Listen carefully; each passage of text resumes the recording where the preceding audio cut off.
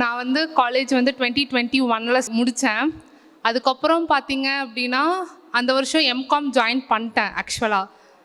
அப்புறம் எங்கள் அக்காவோட மாமா வந்து பேங்கிங் இருக்குது, படி, லைஃப் நல்லாயிருக்கும் அப்படின்னு சொன்னாங்க.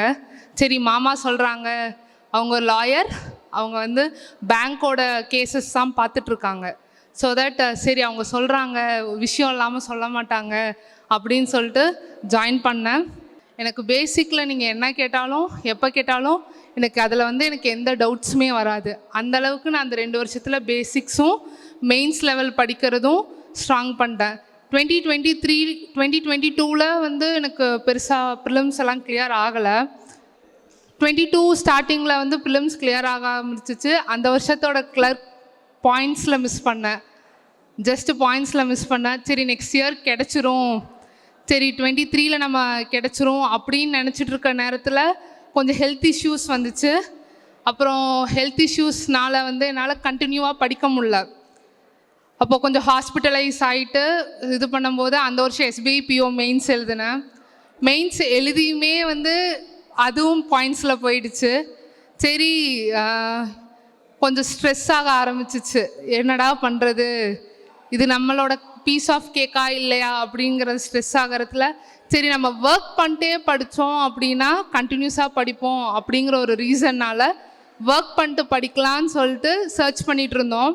நானும் கிருத்திகா நாங்கள் 2 பேரும் ஒட்டுக்காக தான் சர்ச் பண்ணிகிட்டு இருந்தோம். அவங்களும் ஸ்ட்ரெஸ்ஸில் இருந்தாங்க, நானும் ஸ்ட்ரெஸ்ஸில் இருந்தேன்.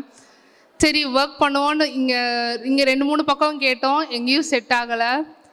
சுரேஷ் அகாடமி வந்தேன், வசந்த் சார் பார்த்தேன். அப்போ தான் இங்கே ஸ்டார்ட் பண்ணியிருந்தாங்க சுரேஷ் அகாடமி.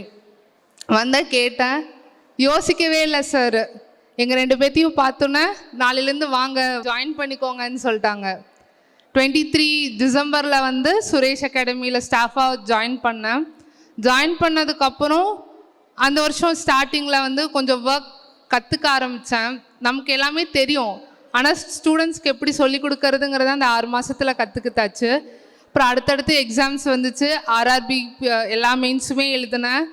ஐபிபிஎஸ் பிஓ மெயின்ஸும் அந்த வருஷம் மழை போயுமே கிடைக்கல. சரி ஆர்ஆர்பி இன்டர்வியூ போனேன். ஆர்ஆர்பி இன்டர்வியூவில் வந்து பார்த்திங்க அப்படின்னா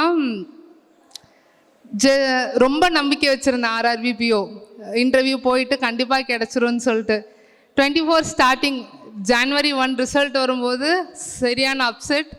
ரிசல்ட் வரல, வெயிட்டிங் லிஸ்ட்லேயும் கிடைக்காது அப்படிங்கிறது தெரிஞ்சிருச்சு.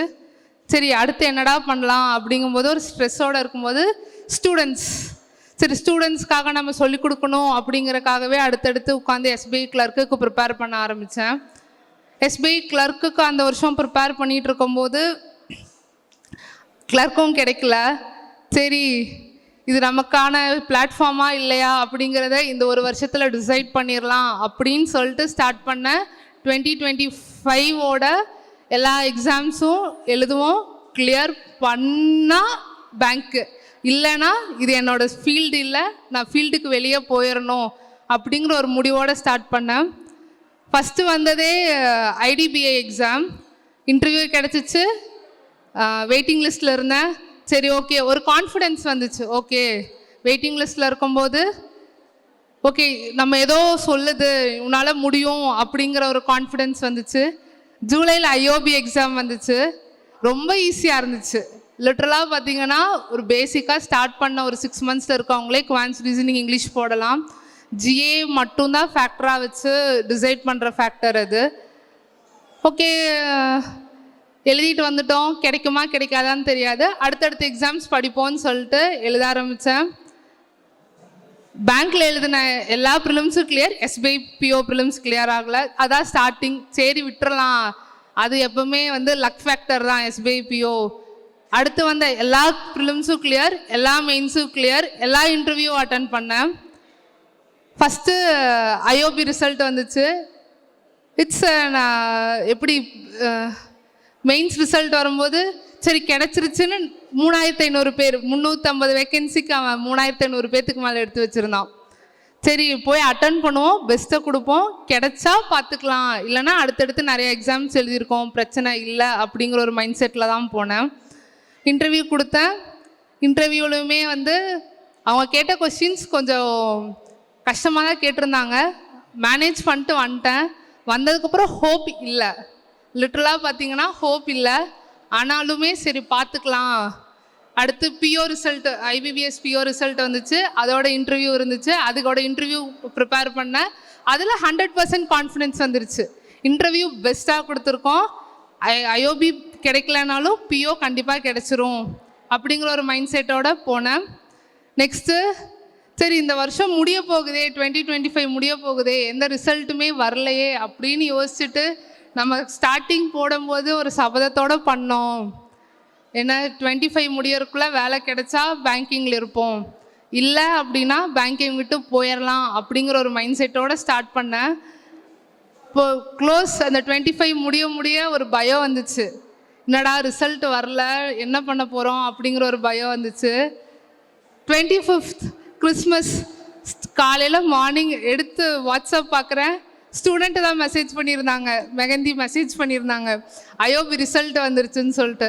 உடனே போய் PDF எடுத்து போட்டு செக் பண்ணேன். ரோல் நம்பர் இருந்துச்சு. என்னால் நம்ப முடியல. 10 தடவை செக் பண்ணேன், நம்ப முடியல. மறுபடியும் மதியானம் சாயங்காலம் எல்லாம் அந்த நாள் ஃபுல்லாக ரோல் நம்பர் செக் பண்ணிகிட்டே இருந்தேன். உண்மையாகவே வந்திருக்கா? ஏன்னா நம்ம அவ்வளோ பார்த்துட்டோம், நிறையா தடவை போட்டு செக் பண்ணியிருப்போம், வந்திருக்காது. அது இன்னொரு விஷயம் என்ன அப்படின்னா, எனக்கு PDFல வர ரோல் நம்பர் இது வரைக்கும் கிளியர் ஆனது கிடையாது. ஃபஸ்ட்டு அப்படி கிளியர் ஆனது பார்த்திங்கன்னா OICL அசிஸ்டண்ட் தான் கிளியர் ஆகிருந்துச்சு.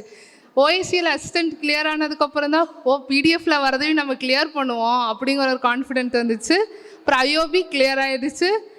வீட்டில் போய் சொன்னேன், எல்லோரும் ரொம்ப ஹாப்பி.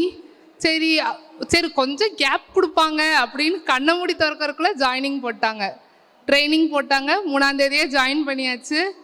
3ஆம் தேதி போயாச்சு. 5ஆம் தேதியிலேருந்து ட்ரைனிங் முடிச்சாச்சு.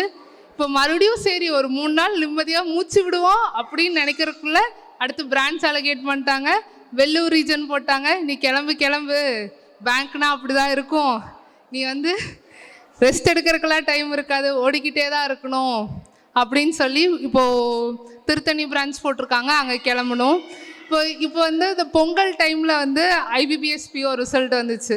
இப்போது அன்றைக்கி நாங்கள் ட்ரைனிங்கில் இருந்தோம். பொங்கல் அன்னைக்கு பொங்கல் செலிப்ரேஷனுக்கு பொங்கலெல்லாம் வச்சுட்டு என்ஜாய் பண்ணிட்டு நாங்கள் எங்கள் ஃப்ரெண்ட்ஸோட லால்பாக் கிளம்பிட்டோம். சரி ஜூ சுற்றி பார்க்கலாம் அப்படின்னு கிளம்பிட்டோம். அப்போ தான் ரிசல்ட் IBBS PO ரிசல்ட் வந்துச்சு. ஸ்கோர் கார்டு வரும்போதே எனக்கு தெரிஞ்சிருச்சு கனரா கிடச்சிரும். பெரிய ஹைப் இல்லை. ஆக்சுவலாக ஒரு எக்ஸாம் நம்ம கிளியர் பண்ணிட்டோம் அப்படின்னா 2வது எக்ஸாமுக்கு பெரிய ஹைப் இருக்காது. இப்போது கனரா வந்துச்சு. கால் பண்ணி ஒரு 4 எங்கள் அப்பாட்ட கால் பண்ணி சொன்னதுக்கு அதான் கிடச்சிருச்சே, நீ போகிற கனரா POக்கு அப்படின்னு தான் கேட்டார். கனரா PO போகிற IOB தானே போய் இருக்க போகிற அப்படின்னு தான் சொன்னார். சரி ஓகே, அன்றைக்கி ஒரு 4 பேர்த்துக்கிட்ட சொல்லிட்டு போய் ஜூவை சுற்றி பார்த்துட்டு வந்தாச்சு. இப்போ முக்கியமான விஷயம் என்னன்னு பார்த்தீங்கன்னா கன்சிஸ்டன்சி மட்டும்தான். யுவர் ரைட் வே, நீங்கள் பாத்தை சூஸ் பண்ணி ரைட் பாத் சூஸ் பண்ணிட்டா மட்டும் போதும். எஃபர்ட்ஸ் போட்டிங்கன்னா கண்டிப்பாக எல்லாத்தாலையும் சக்ஸஸ் இது பண்ண முடியும். நான் எல்லா டைமுமே ஒவ்வொரு ரிசல்ட்ஸ் வரும்போதுமே எல்லாருமே ஃபீல் பண்ணுவோம், உடைவோம், எல்லாத்துக்கும் இருக்கும். 4 இயர்ஸுங்கிறது சாதாரண ஜேர்னியாக இருக்காது. ஒவ்வொரு வருஷமும் ரிசல்ட்ஸ் வரும்போதுமே கஷ்டமாக தான் இருக்கும். ஆனால் அந்த ஒரு 1 or 2 days கழித்து நம்ம எவ்வளோ சீக்கிரம் புல் பேக் பண்ணிவிட்டு வேகமாக எந்திரிச்சு திரும்பி வரோமோ அவ்வளோ சீக்கிரம் நமக்கு ஒரு சக்ஸஸ் கிடைக்கும். அந்த சக்ஸஸ் நீங்கள் எஃபர்ட்ஸ் ப்ளஸ் ரைட் வே, இந்த 2 மட்டும் இருந்தால் போதும், கண்டிப்பாக சக்ஸஸ் கிடைக்கும். நீங்கள் எல்லாருமே ஒரு நாள் கண்டிப்பாக இங்கே இருக்க ஸ்டூடெண்ட்ஸ் எல்லாருமே ஒரு நாள் சக்ஸஸ்ஃபுல் பர்சன்ஸ் ஆவீங்க. தேங்க்யூ. சுரேஷ் IAS அகாடமி, வெற்றியின் முகவரி.